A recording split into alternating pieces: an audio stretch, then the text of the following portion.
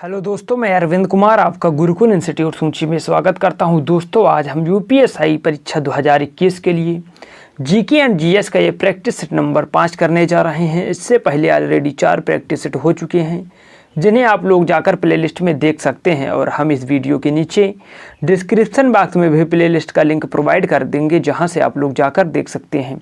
तो दोस्तों, आज के इस टेस्ट में हमने जीके एंड जीएस से टॉप मोस्ट 50 एमसीक्यू प्रश्न रखे हैं, जो यूपीएसआई परीक्षा में पूछे जाने की 100% संभावना रखते हैं। इसमें हमने सभी विषयों को समाहित किया है, जहां से यूपीएसआई में प्रश्न बन सकते हैं। तो आप लोग धैर्य के साथ पूरी ईमानदारी पूर्वक पूरी क्लास को देखिएगा और अंत में ये बताइएगा कि आज आपके 50 में से कितने प्रश्न सही होते हैं। तो प्रैक्टिस सेट शुरू करने से पहले अगर अभी तक आपने क्लास को लाइक नहीं किया तो पहले आप लोग क्लास को लाइक कीजिए और शेयर कीजिए और चैनल को सब्सक्राइब कर बेल बटन अवश्य दबाएं, जिससे हमारी आने वाली सभी वीडियो के नोटिफिकेशन आपको नियमित रूप से मिल सके। और जी हाँ दोस्तों, अगर आपको इस क्लास का पीडीएफ चाहिए तो आपको गुरुकुल इंस्टीट्यूट सूची टेलीग्राम चैनल ज्वाइन करना होगा, जहां पर हम डेली बेसिस पर क्लासों की पीडीएफ प्रोवाइड कराते हैं। तो धन्यवाद। चलते हैं आज के प्रैक्टिस सेट नंबर 5 स्टार्ट करते हैं। पहला प्रश्न क्या कहता है आपसे, भारत का संविधान लागू होने के समय इसमें कितने अनुच्छेद व अनुसूचियाँ थी। तो आप लोग बताइए कि जब संविधान लागू हुआ था तो उस समय कितने अनुच्छेद और कितने अनुसूचियाँ थी। आप लोग आंसर बताइए इसका कमेंट बॉक्स में। तो आशा करते हैं कि आप लोगों ने आंसर दिया होगा। अगर आपने इसका आंसर दिया है ऑप्शन नंबर डी, 395 अनुच्छेद और 8 अनुसूचियाँ थी। लेकिन अगर आपसे वर्तमान में पूछा जाए तो वर्तमान में 395 अनुच्छेद और 12 अनुसूचियाँ हैं। चलते हैं, देखते हैं अगला प्रश्न है, चींटियों का अध्ययन किसके अंतर्गत किया जाता है। तो आप लोग बताइए, जो चींटियों का अध्ययन है वह किसके अंतर्गत किया जाता है। अगर आपने इस प्रश्न का आंसर बताया है ऑप्शन नंबर ए, मिर्मिकोलॉजी, जो मिर्मिकोलॉजी है उसी के अंतर्गत चींटियों का अध्ययन किया जाता है, तो आपका आंसर सही है। चलिए अगला प्रश्न देखिए। अगला प्रश्न है, प्लासी का युद्ध कब हुआ था। आपसे पूछा जा रहा है कि जो प्लासी का युद्ध है वह कब हुआ था। और हम आपको बता देते हैं कि जो प्लासी का युद्ध है वह सिराजुद्दौला और रॉबर्ट क्लाइव के मध्य हुआ था। अगर आपने इसका आंसर दिया है ऑप्शन नंबर जो इसका होना चाहिए वह बी, 1757 में प्लासी का युद्ध सिराजुद्दौला और अंग्रेज सेनापति रॉबर्ट क्लाइव के बीच हुआ था। चलिए अगला प्रश्न देखते हैं। अगला प्रश्न है, निम्नलिखित में सबसे हल्की धातु कौन सी है। आपसे पूछा जा रहा है कि सबसे हल्की धातु, यानी सबसे हल्की नहीं, जो ऑप्शन में दिया गया इनमें से आपको हल्की धातु पूछा जा रहा है। तो आप लोग बताइए कि निम्नलिखित में हल्की धातु कौन सी है। अगर आपने इसका आंसर दिया है ऑप्शन नंबर जो होना चाहिए वह बी, एल्युमिनियम, जो आपको ऑप्शन में दिया गया है उनमें से सबसे हल्की धातु है। चलिए अगला प्रश्न देखिए। अगला प्रश्न है, बार पिंड कहाँ पाया जाता है। आपसे पूछा जा रहा है जो बार पिंड है वह कहाँ पर पाया जाता है। आप लोग आंसर बताइए इसका। तो अगर आपने इसका आंसर दिया है जो बार पिंड है वह मादा कायिक कोशिका में पाया जाता है, तो आपका आंसर सही है। चलिए अगला प्रश्न देखते हैं। अगला प्रश्न क्या है। अगला प्रश्न है, एथिकल हैकिंग क्या है। आपसे पूछा जा रहा है जो एथिकल हैकिंग है वह क्या है। तो आप लोग आंसर बताइए कि एथिकल हैकिंग क्या है। तो आशा करते हैं कि आप लोगों ने आंसर दिया होगा। अगर आपने इसका आंसर दिया है ऑप्शन नंबर बी, जो एथिकल हैकिंग है वह साइबर सुरक्षा है, तो आपका आंसर सही है। चलिए अगला प्रश्न देखिए। अगला प्रश्न है, वर्ष 2014 के भूमि अधिग्रहण अधिनियम में किस प्रकार के भूमि का अधिग्रहण किया जाता है। तो आप लोग आंसर बताइए कि वर्ष 2014 के भूमि अधिग्रहण अधिनियम में किस प्रकार की भूमि का अधिग्रहण किया जाता है। तो आप लोग आंसर बताइए इसका। अगर आपने इसका आंसर दिया है ऑप्शन नंबर जो इसका होना चाहिए वह डी, जो बंजर भूमि, उपजाऊ भूमि और सिंचित भूमि, आपसे सभी प्रकार के भूमि का अधिग्रहण किया जा सकता है, तो आपका आंसर सही है। चलिए अगला प्रश्न देखिए। अगला प्रश्न है, आईपीसी की किस धारा में विधि विरुद्ध जमाव यानी अनलॉफुल असेंबली को परिभाषित किया गया है। तो आप लोग बताइए कि कहाँ पर विधि विरुद्ध जमाव को परिभाषित किया गया है।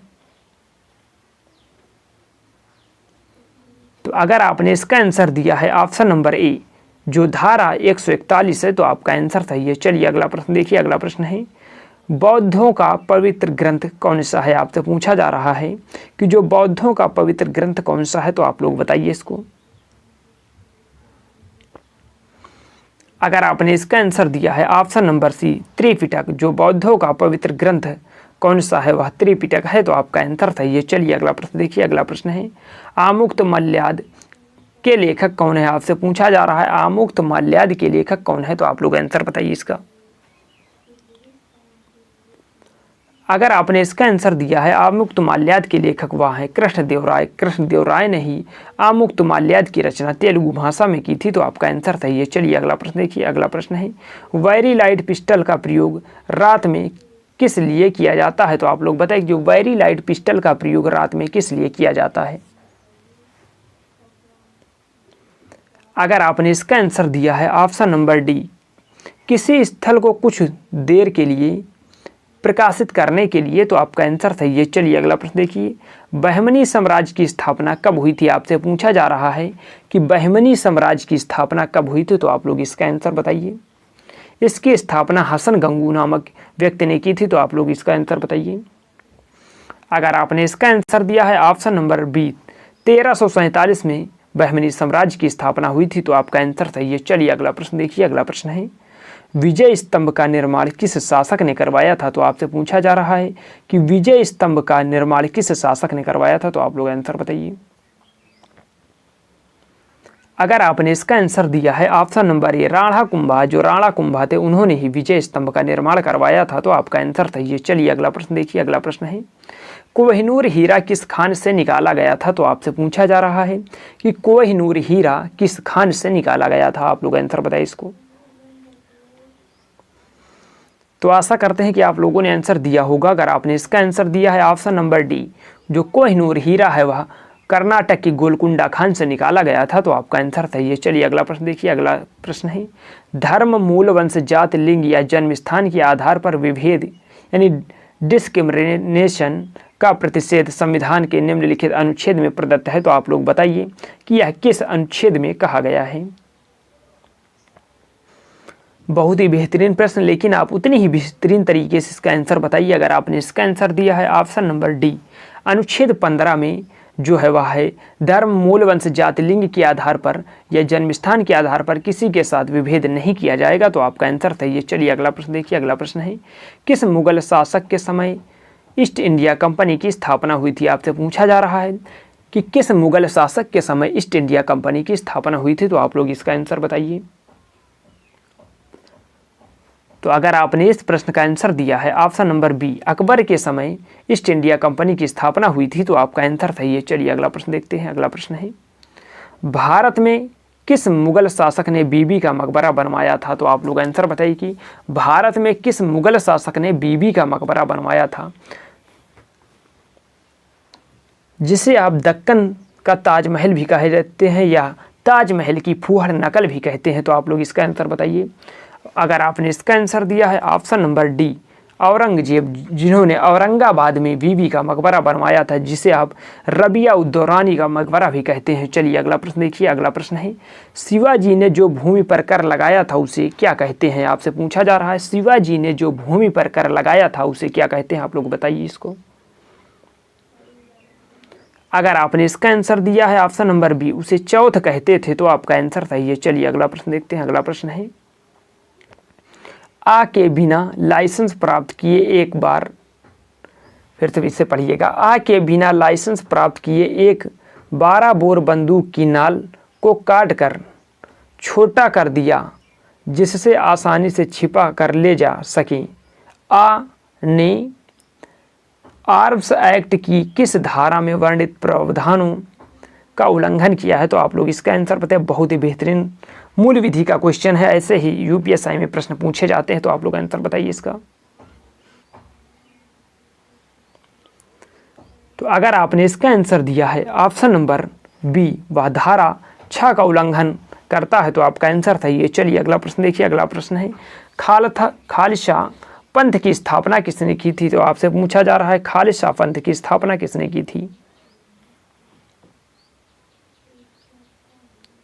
अगर आपने इसका आंसर दिया है ऑप्शन नंबर जो इसका होना चाहिए वह ए, गुरु गोविंद सिंह ने खालसा पंथ की स्थापना की थी, तो आपका आंसर सही है। चलिए अगला प्रश्न देखते हैं। अगला प्रश्न है, भारत में अंग्रेजों ने अंग्रेजी को शिक्षा का माध्यम कब बनाया था? तो आपसे पूछा जा रहा है भारत में अंग्रेजों ने अंग्रेजी को शिक्षा का माध्यम कब बनाया था? तो आप लोग आंसर बताइए इसका।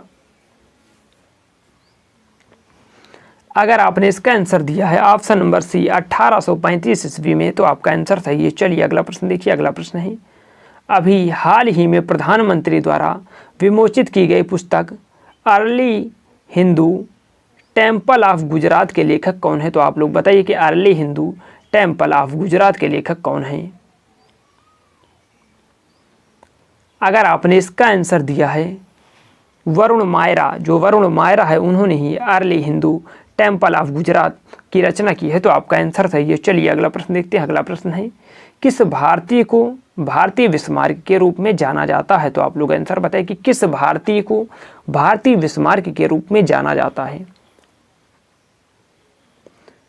अगर आपने इसका आंसर दिया है option number A, Sardar Vallabh भाई पटेल को भारतीय विस्मार्क के रूप में जाना जाता है, तो आपका आंसर सही है। चलिए अगला प्रश्न देखते हैं। अगला प्रश्न है, एक नागरिक द्वारा सभा करने का अधिकार का प्रयोग किया जाता है बशर्ते कि, इसको आप लोग बताइए कि किस तरीके से वह सभा कर सकता है। अगर आप इसका आंसर दे रहे हो ऑप्शन नंबर ए, सभा शांतिपूर्ण हो तब वही वह सभा कर सकता है, तो आपका आंसर सही है। चलिए अगला प्रश्न देखिए। 1857 का प्रथम विद्रोह कब शुरू हुआ? तो आपसे पूछा जा रहा है कि जो 1857 का विद्रोह है वह कब हुआ था, तो आप लोग आंसर बताइए इसका। अगर आपने इसका आंसर दिया है ऑप्शन नंबर ए, 29 मार्च 1857 को 1857 का विद्रोह प्रारंभ हुआ था, तो आपका आंसर सही है। चलिए अगला प्रश्न देखिए। अगला प्रश्न है, किस देश ने सबसे पहले सिविल सेवा की प्रतियोगी परीक्षा शुरू की थी? तो आपसे पूछा जा रहा है कि किस देश ने सबसे पहले सिविल सेवा की प्रतियोगी परीक्षा शुरू की थी, तो आप लोग इसका आंसर बताइए।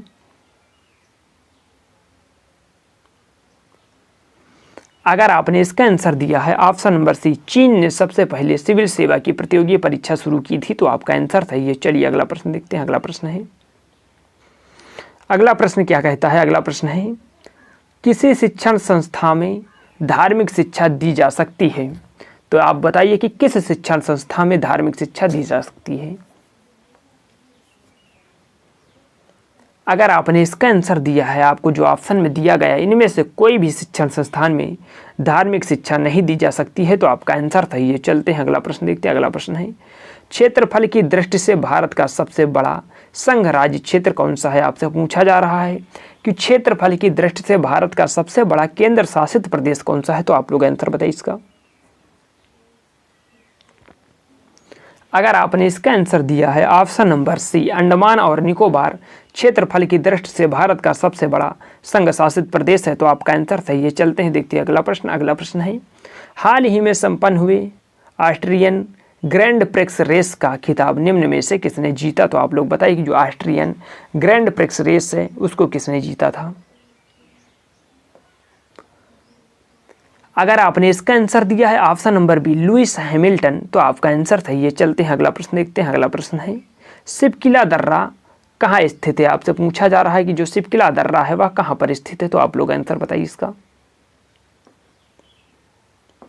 अगर आपने इसका आंसर दिया है ऑप्शन नंबर सी, जो शिवकिला दर्रा है वह हिमाचल प्रदेश में स्थित है, तो आपका आंसर सही है। चलिए अगला प्रश्न देखिए। अगला प्रश्न है, निम्नलिखित झीलों में से कौन सी भारत की प्रसिद्ध लैगून झील है? तो आप लोग आंसर बताइए कौन सी भारत की प्रसिद्ध लैगून झील है।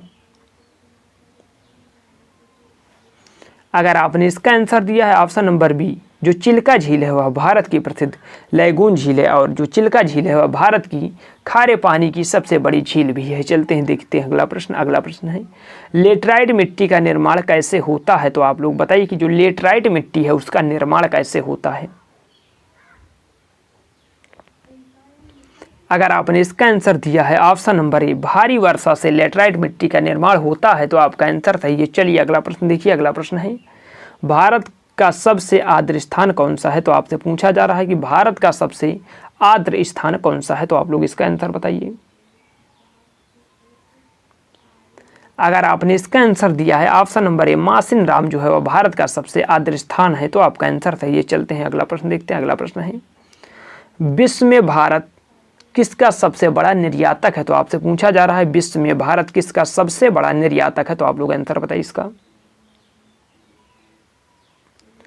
अगर आपने इसका आंसर दिया है ऑप्शन नंबर सी अभ्रक का, विश्व में भारत अभ्रक का सबसे बड़ा निर्यातक है, तो आपका आंसर सही है। चलिए अगला प्रश्न देखिए।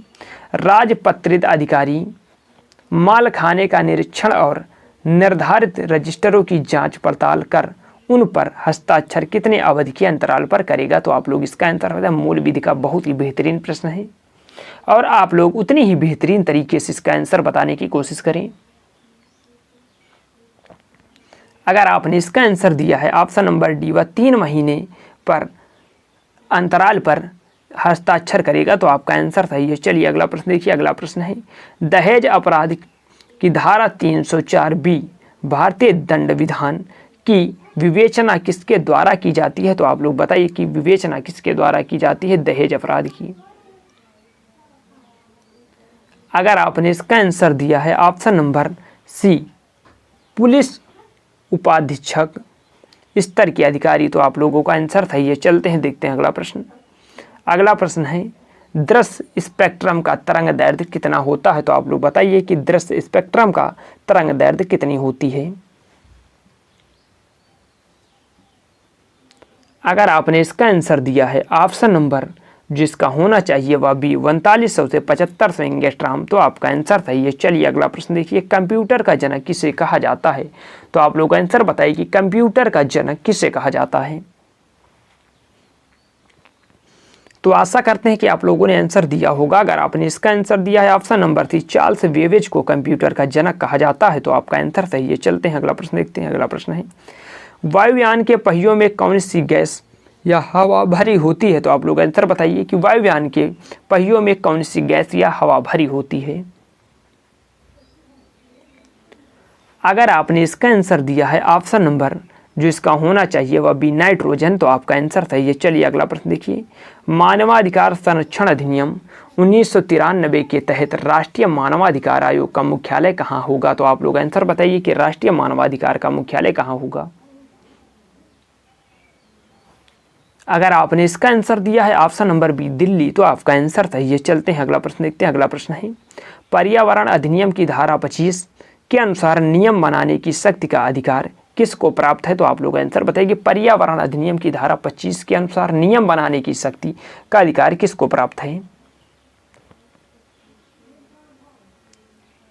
तो अगर आपने इसका आंसर दिया है ऑप्शन नंबर जो इसका होना चाहिए वह बी केंद्र सरकार को, तो आपका आंसर सही है। चलिए अगला प्रश्न देखिए। अगला प्रश्न है भारतीय दंड संहिता की किस धारा में दंगा को परिभाषित किया गया है, तो आप लोग बताइए कि दंगा को आईपीसी की किस धारा में परिभाषित किया गया है। तो अगर आपने इसका आंसर दिया है धारा 159 में दंगा को परिभाषित किया गया है, तो आपका आंसर सही है। चलिए अगला प्रश्न देखते हैं। अगला प्रश्न है भारत में सूरी राजवंश का संस्थापक था, तो आपसे आंसर पूछा जा रहा है कि भारत में जो सूरी राजवंश था उसका संस्थापक कौन था, तो आप लोग आंसर बताइए इसका। अगर आपने इसका आंसर दिया है ऑप्शन नंबर बी शेर खान यानी शेर शाह सूरी, जिसे आप शेर खान भी कहते हैं, तो आपका आंसर सही है। चलिए अगला प्रश्न देखिए। अगला प्रश्न है किस स्थान पर हड़प्पा सभ्यता से संबंधित पक्की मिट्टी का हल मिला था, तो आप लोग बताइए कि मिट्टी का हल कहाँ से मिला था हड़प्पा सभ्यता में। अगर आपने इसका आंसर दिया है ऑप्शन नंबर ए बनावली से मिट्टी का हल मिला था, तो आपका आंसर सही है। चलिए अगला प्रश्न देखिए। अगला प्रश्न है मथुरा स्तंभ शिलालेख के अनुसार आदिताचार्य ने 2 शिवलिंगों को किन नामों से प्रतिस्थापित किया था, तो आप लोग इसका आंसर बताएं। बहुत ही बेहतरीन प्रश्न है ये।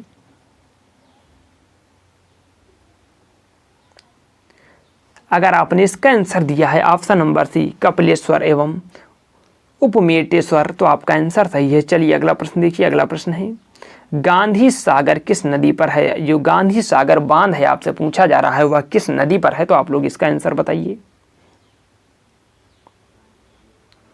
तो आशा करते हैं कि आप लोगों ने आंसर दिया होगा कि गांधी सागर बांध जो है वह चंबल नदी पर है, तो आपका आंसर सही है। चलिए अगला प्रश्न देखिए। अगला प्रश्न है आतंकवाद से निपटने के लिए पुलिस में बनी नवीन इकाई ATS को किसी विस्फोटक होने की सूचना पर कौन सा दस्ता भेजा जाता है? तो आप लोग बताइए कि अगर कोई विस्फोटक होने की सूचना दी जाती है तो वहाँ पर कौन सा दस्ता भेजा जाता है? तो आप लोग इधर ऑप्शन देखिए, इसका है जो इधर ऑप्शन है वो 2 हैं, फिर आगे हम आपको दिखाते हैं। लेकिन आपका ऑप्शन जो इधर ही, इसमें आप लोग देखिएगा, इस बम निरोधक दस्ता को भेजा जाता है, तो आपका आंसर सही है। चलिए अगला प्रश्न देखते हैं। अगला प्रश्न और क्या है? अगला प्रश्न है, निम्न में से कौन सा सिस्टम सॉफ्टवेयर है? आपसे पूछा जा रहा है कि आपको जो ऑप्शन में दिया गया है इनमें से कौन सा सिस्टम सॉफ्टवेयर है? तो आप लोग आंसर बताइए। अगर आपने इसका आंसर दिया है ऑप्शन नंबर C, जो ऑपरेटिंग सिस्टम है वह एक सॉफ्टवेयर है, तो आपका आंसर सही है। चलिए अगला प्रश्न देखिए, महाबलीपुरम के रथ मंदिरों का निर्माण किसने करवाया था? तो आप लोग आंसर बताइए कि महाबलीपुरम के रथ मंदिरों का निर्माण किसने करवाया था? अगर आपने इसका आंसर दिया है ऑप्शन नंबर B, पल्लवों ने करवाया था, तो आपका आंसर सही है। चलिए अगला प्रश्न देखिए। अगला प्रश्न है, मृग तृष्णाएँ किस में दिखाई देती हैं? तो आप लोग आंसर बताइए कि जो मृग तृष्णा या मरीज हैं वह किस में दिखाई देती हैं? तो आप लोग आंसर बताइए।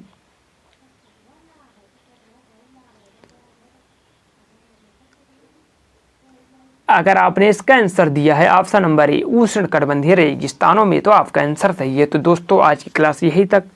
अब आप लोग ये बताइए कि आज आपकी 50 प्रश्नों में से कितने प्रश्न सही हुए हैं? तो ईमानदारी पूर्वक कमेंट बॉक्स में लिख दीजिएगा। अगर क्लास अच्छी लगी हो, अगर अभी तक आपने क्लास को लाइक नहीं किया तो आप लोग पहले क्लास को लाइक कीजिए और शेयर कीजिए और चैनल को ज़्यादा से ज़्यादा सब्सक्राइब कर बेल बटन अवश्य दबाएं, जिससे हमारी आने वाली सभी वीडियो की नोटिफिकेशन आपको सबसे पहले मिले।